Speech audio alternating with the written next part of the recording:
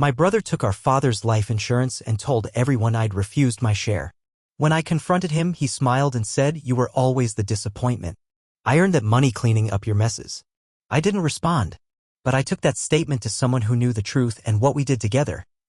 My name's Daniel. I'm from Albany, New York. I teach 8th grade English, live in a modest 2-bedroom apartment, and up until 2 years ago, I thought family was everything. Then my dad died, and my brother made sure I'd never see things the same way again. Let me back up. Dad got diagnosed with pancreatic cancer right after Christmas. By March, he was in and out of the hospital, and by July, he was gone. That quick. That brutal. During those 6 months, I visited as much as I could. We weren't rich or anything, but Dad worked hard all his life as a contractor and raised us after Mom passed away. She died when I was 22. Mark was 26.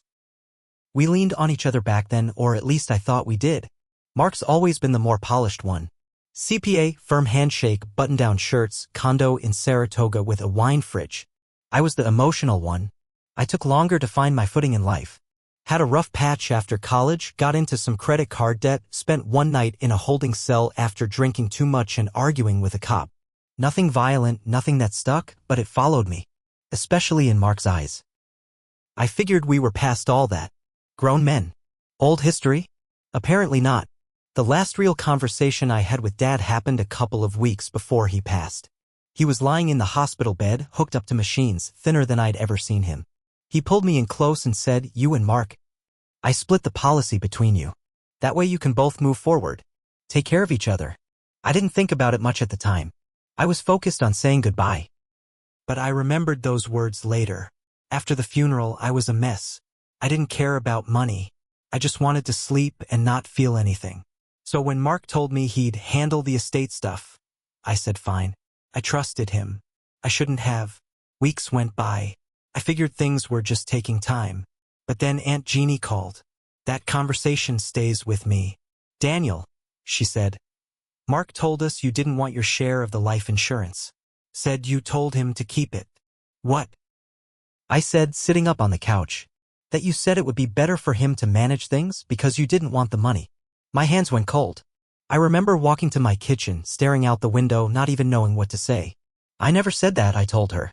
She was quiet for a long time. Then she said, "I thought so."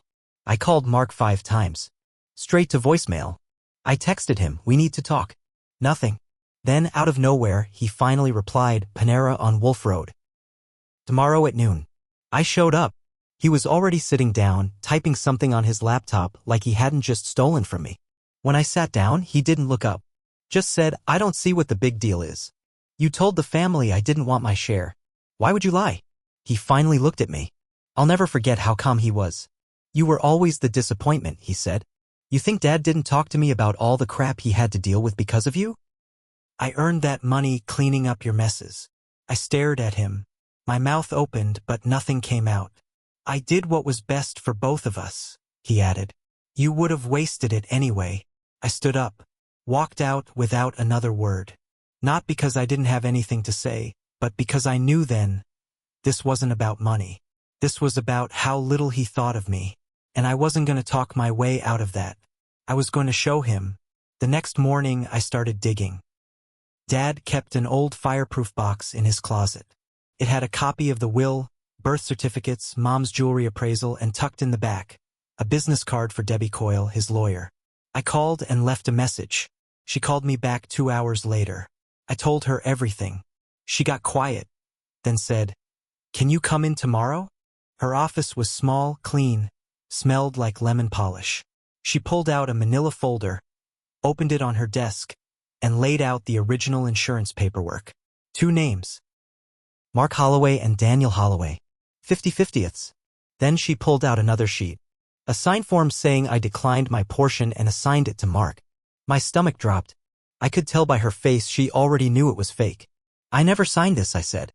"That's not my handwriting." She nodded. I had a feeling. Debbie was sharp. She wasn't just interested in getting me the money. She was furious, quietly, professionally furious that someone used her name on a document she never witnessed. She got to work fast. First, she requested the full file from the life insurance company. Mark had submitted the form from a Staples store in Syracuse, which they verified by fax. No in-person ID check. No follow-up. He forged my name and submitted it at a copy machine. We got security footage from the store. There he was, wearing a Yankees cap and sending the fax like it was no big deal. Then we got more. Email correspondence between Mark and the insurance rep. And in one email, he joked, "Daniel's too busy writing poems or something. I'll just handle it." He even added a smiley face. Debbie looked at me and said, "We can sue both of them." And I said, "Let's do it." Before we filed the lawsuit, I did something personal. I printed out every forged document, the emails, a screenshot of the surveillance video, and mailed it to Aunt Jeannie. Then to our Uncle Ralph. Then to our cousin Natalie, the one who texted me, "What the hell, man?" After Mark told her, I'd walked away from the money. Then I made one more move. I reported Mark to the New York State Board of Accountancy. See, a CPA who forges legal documents and lies to an insurance company? That's not just scummy. It's license threatening. And I made sure they knew. The day Mark got served, he called me. I didn't answer. He texted. I left it on read. He tried to act cool. "This is unnecessary. Let's just talk." Then a second text, "You're overreacting." Then, "You don't want to do this. I'm still your brother." But he didn't feel like a brother anymore.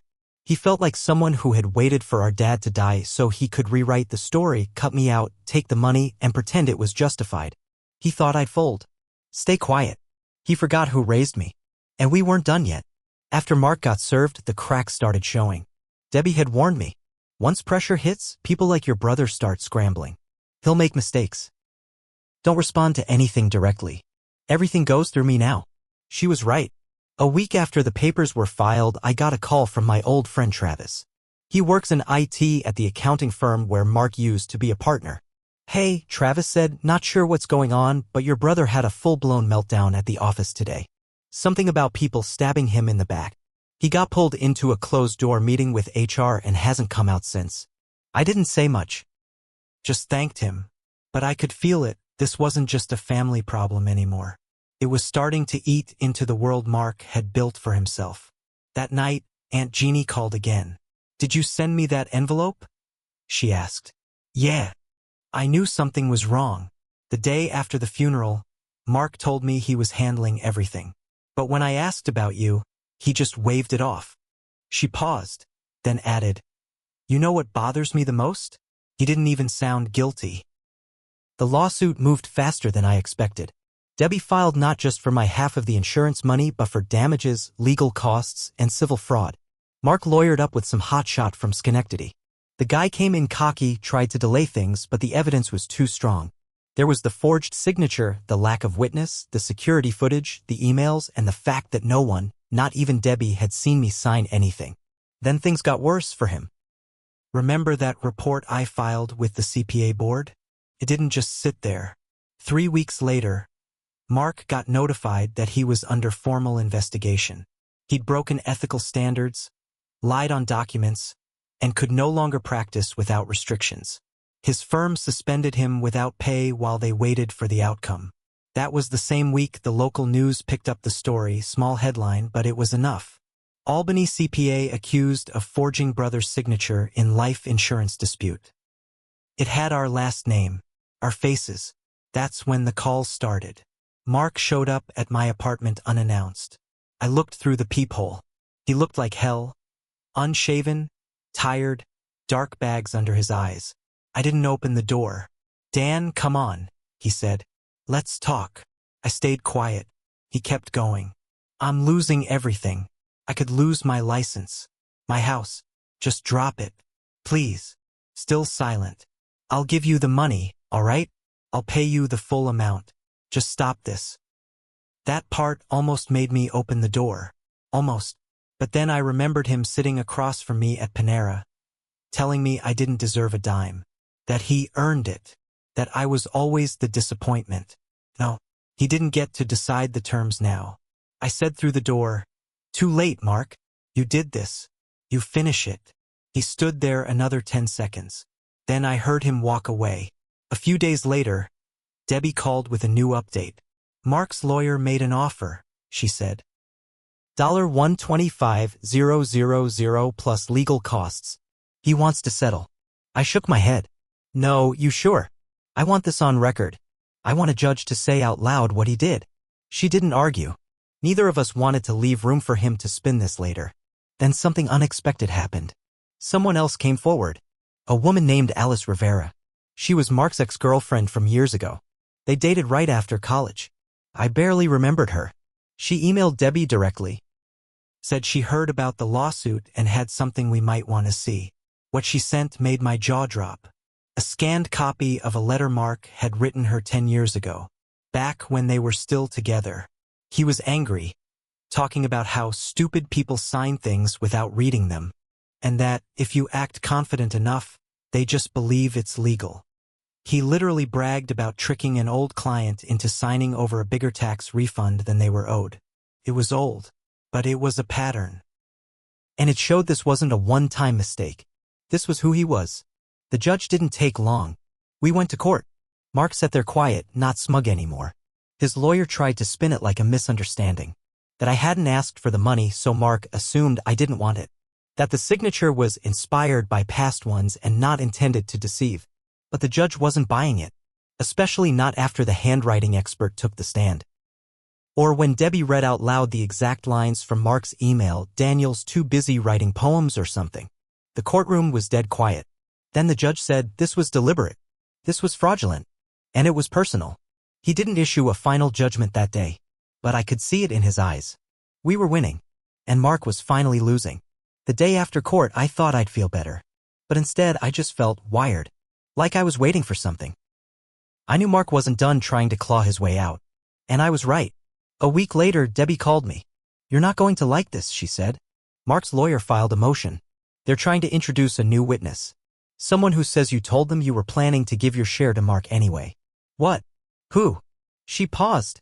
Someone named Rachel Maddox. I felt a sting in my gut. Rachel was my ex. We dated for a year and a half. It ended badly. She moved out in the middle of the night, took our shared TV, and later told mutual friends I was emotionally unstable. We hadn't spoken since. Why would she do that? I asked. Debbie sighed. I don't know. But my guess? Mark got to her. Maybe offered her something. Maybe convinced her helping him would somehow hurt you. I sat there gripping the edge of my kitchen counter.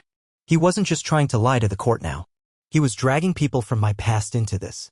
He was trying to ruin me. Debbie moved fast. We got ready to counter the claim. And then, in another twist, Rachel backed out. Apparently, someone sent her the same envelope I'd sent to the family, the documents, the emails, the surveillance footage. I didn't send it. Neither did Debbie. Later, I found out it was Travis. Yeah, Travis from Mark's accounting firm. He saw what Mark was doing and decided he'd had enough. He had been watching everything unfold and said he couldn't stay quiet anymore. He sent Rachel the real evidence and said, "You're about to lie under oath for someone who's about to go down hard." Rachel emailed Debbie 2 days later, officially withdrawing her statement. We dodged that bullet. But the cracks were spreading fast for Mark. Then came the hearing with the New York State Board of Accountancy. It wasn't public, but Debbie and I were allowed to attend. We sat behind a small table while Mark had to answer questions from a panel of 3. They asked everything. Why he submitted a legal document with a forged signature. Why he never followed protocol. Why he used work email to discuss personal financial gain. And then, they pulled out something we didn't even know they had. A second case. Apparently, another client had come forward. Someone from 2 years ago. They claimed Mark had revised their tax documents and taken a portion of their refund for himself. He called it an internal fee adjustment. The board wasn't playing around. One of the members flat out said, "You show a clear pattern of manipulation and personal gain at the cost of trust. That's not who we certify." I don't know if I smiled during that meeting, but I wanted to. The board said they'd be making a decision within 30 days. But everyone in that room already knew the outcome. At home, I got another letter in the mail. From Mark. It wasn't handwritten. It wasn't long. Just a typed page, single-spaced. He didn't say sorry. Not once. He blamed stress. Said I misunderstood his intentions. Claimed he just moved too fast. Then, near the end, he added, "You've always had a way of making people believe you're the victim." That line stuck with me. He still didn't get it. This wasn't about being the victim. This was about finally holding him accountable for all of it. For every snide comment growing up. For every time he reminded me I was the messed up one. For rewriting the story of our family like he was the only one who mattered. No, I wasn't the victim. I was the consequence. But even I didn't see what happened next coming. Remember Alice Rivera, Mark's ex from years ago? Turns out she wasn't just coming forward with that old letter. She'd also been quietly talking to an attorney of her own. Because back when they were together, Mark had roped her into co-signing on a loan, something about a business venture that never happened. He'd left her with ruined credit and a $9,000 debt she'd spent years paying off alone. She'd stayed silent for a long time, but now, she wanted in. She filed a separate civil claim against Mark. Different court, different case, same story. Manipulation, deceit, personal gain. And her attorney reached out to us, asked if we'd be willing to testify or share the evidence we had. Debbie didn't hesitate. Absolutely. At this point, Mark's life was unraveling fast. He lost his job. He was suspended from practice indefinitely. His reputation in the local accounting world was trash. His firm deleted him from their website and scrubbed his name from their LinkedIn. And still, we hadn't even reached the final court judgment yet. But we were getting close. And I wasn't stopping. Because there was still one thing I hadn't done. Still one card I hadn't played. I hadn't told his wife. Yeah, Mark had a wife. Her name was Heather. They had 2 kids. A quiet little life in Saratoga with cookouts, soccer practice, and a golden retriever named Duke. And Heather thought Mark was just under pressure lately. She had no idea what he'd done. Not yet, but she was about to. I waited until after the final hearing was scheduled. I wanted the truth to land when it mattered most. Not just in court, but in the life Mark had built on lies. I sent everything in one big envelope. No note, no explanation, just the facts, court documents, the forged signature, the emails, the photo of him at Staples, faxing the fake form, and a short printed copy of the judge's preliminary statement. Mr. Holloway's actions were deliberate, fraudulent, and deeply unethical. I mailed it to Heather's name directly. Not Mr. and Mrs., just her. I wanted her to open it alone. I didn't hear anything for 2 days. Then, around midnight on a Friday, I got a text from an unknown number. It was from her. I didn't know. I'm sorry. This is all so much. I just want you to know. I believe you. That was all. I stared at the message for a long time. My hands were shaking. I didn't reply. Not then. The final court day came. Mark looked wrecked. His suit was wrinkled. He hadn't shaved. He sat next to his lawyer with his head slightly down like a kid waiting for detention. The judge read through the case, laid it all out again, the forged documents, the emails, the history of deceit, the manipulation of an insurance policy during a time of grief. Then he made it official. Mark was ordered to repay the full $125,000 with interest going back to the day of deposit, cover all legal costs, which ended up being another $38,000, pay an additional $25,000 in punitive damages for fraud and forgery, be reported to the state board for permanent disbarment from professional financial practice. The judge turned to Mark at the end and said, "This wasn't just about money. It was about erasing your brother from your father's legacy. That is an unforgivable act." Mark didn't speak. Didn't look at me. But the worst part for him was still waiting at home. Heather left him that same weekend. She packed up the kids and moved in with her sister in Rochester. Travis told me she filed for divorce within a month. Cited fraud, betrayal, and ethical disgrace in the filing. The story made small waves in the community. His oldest kid, who was 13, refused to speak to him after finding out what he did. His son asked him point blank, "Did you really lie and steal from your own brother after Grandpa died?"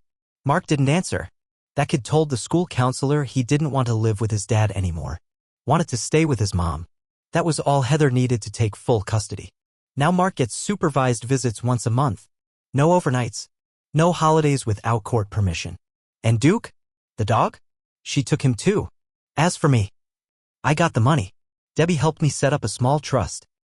I used some of it to finally pay off my debts, fix my credit, and get my own place. But more than that, I got something back I didn't even know I'd lost. My dignity. I wasn't the family failure anymore. I was the one who stood up, the one who didn't back down. And in the end, Mark buried himself. No one made him forge that signature.